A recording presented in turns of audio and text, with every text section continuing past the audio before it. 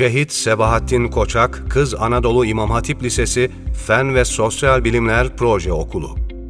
Geleceğin teminatı gençlerimizin akademik gelişimlerine katkıda bulunurken, değerler eğitimiyle olgunlaşmalarını hedefleyen, aklı selim, kalbi selim ve zevki selim bir nesil yetiştirmeyi misyon edindik. 15 dönümlük geniş, ferah alanıyla okulumuz, huzurlu ve güvenli bir ortamda eğitim imkanı sunuyor. Şehit Sebahattin Koçak Anadolu İmam Hatip Lisesi Fen ve Sosyal Bilimler Proje Okulu, öğrencilerimize konforlu bir eğitim hayatı sağlamaktadır.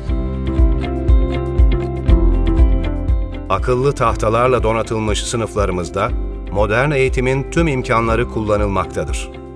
15-20 kişilik dersliklerimiz, öğretmen-öğrenci ilişkisinin üst düzeyde olduğu sıcak bir eğitim ortamı sunmaktadır. Donanımlı laboratuvarlar. Teknik donanım olarak üst seviyede olan fizik, kimya, biyoloji ve fen laboratuvarlarımızda öğrencilerimiz, teorik bilgilerin uygulamasını yaparken, bilimsel sürecin içinde yer alarak araştırma yeteneklerini geliştirmektedir. Bir lisan, bir insan. Yabancı dil eğitimi önceliklerimiz arasında.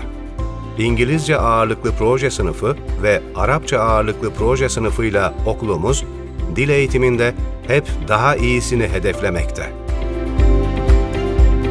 Sanat atölyeleri. Sanatsal yetenekleri keşfetmek, estetik duyguları öne çıkarmak için müzik sınıfı, resim sınıfı, drama salonu, konferans salonu gibi donanımlı uygulama alanlarımızın yanında, sanatsal etkinlikler ve yarışmalarla öğrencilerimiz yeteneklerini sergileme fırsatı buluyor. Teknoloji. Robotik kodlama atölyemizde öğrenciler, geleceğin dünyasını yakından görme ve kendi yeteneklerini keşfetme imkanı buluyor. Erasmus, eTwinning, Teknofest, TÜBİTAK gibi projelerde yer alarak eğitimi küresel boyuta taşıyoruz. Zengin kütüphanemiz, kültürel gezilerimiz, geleneksel ve modern sanatlar alanında açtığımız ücretsiz kurslar, çevre ve doğaya yönelik çalışmalarımızla öğrencilerimiz hep bir adım önde. Spor salonları.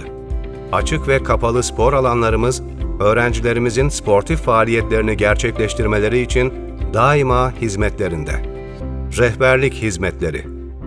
Öğrencilerimizi yüksek öğretim hayatına başarılı şekilde geçmelerini sağlamak için bireysel çalışma planı hazırlama, bireysel deneme sınavı analizleri, motivasyon faaliyetleri, hedef belirleme, sınava hazırlık stratejileri, meslek tanıtımları gibi başlıklar altında rehberlik ve danışmanlık hizmeti veriyoruz.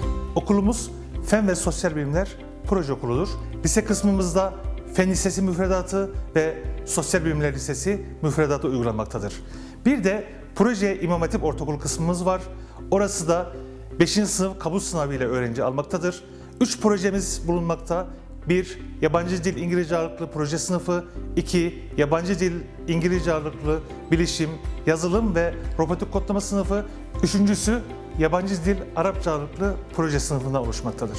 Alanında akademik kariyer sahibi olan uzman öğretmen ve baş öğretmenle tecrübeli eğitim kadromuzla gelecekte söz sahibi olmak isteyenleri aramıza bekliyoruz.